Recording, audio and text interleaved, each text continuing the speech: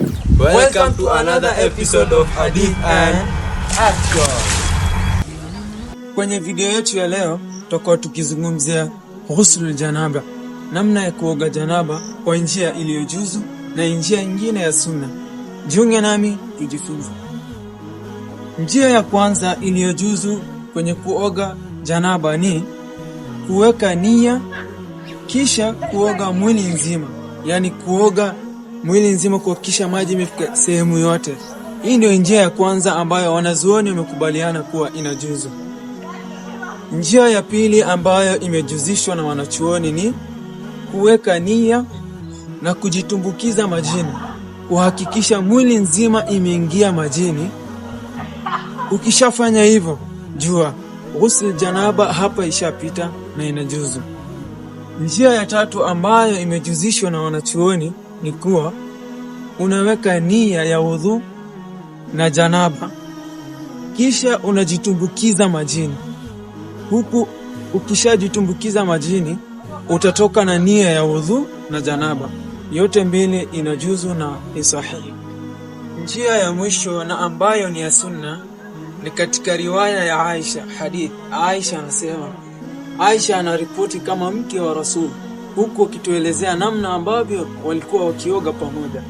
Anasema, kana idha ightasala min aljanabati badaa faghasala yadayhi. Pindi anapotaka kuoga janaba Rasulullah alikuwa akifanya nini?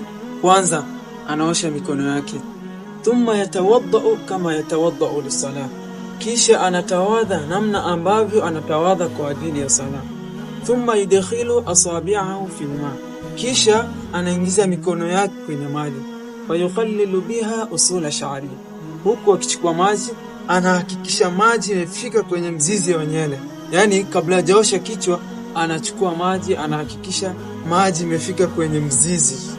Thumma fayukhallilu biha usula sha'ri, thumma yasubbu ala ra'sihi 3 ghuraf. Baada ya kuhakikisha maji imefika sehemu ya mzizi, anachukua maji kwa vidole vyake na kuosha kichwa yake, yani hivi mara 3. Thumma yufidhu alma ala jildihi kullihi, kisha anahakikisha maji imefika mwili nzima, yani mwili nzima imeshika maji. Kisha anahakikisha kuwa maji imefika kwenye mwili nzima, yani kwenye ngozi nzima.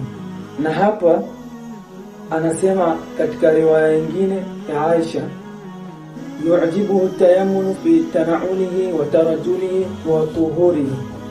Rasulullah anahoga kuanzia upande wa kulia kisha anakwenda upande wa kushoto. Tambii kwa wanachuoni wanasema kuwa pindi unapooga janaba, kwanza usitumie sabuni. Hakikisha kwanza umeoga janaba na maji hivyo free. Ukishamaliza kisha tumia sabuni. Na njia hizi zote inajuzu kwa ijtihad ambayo tumefanya. Shukran.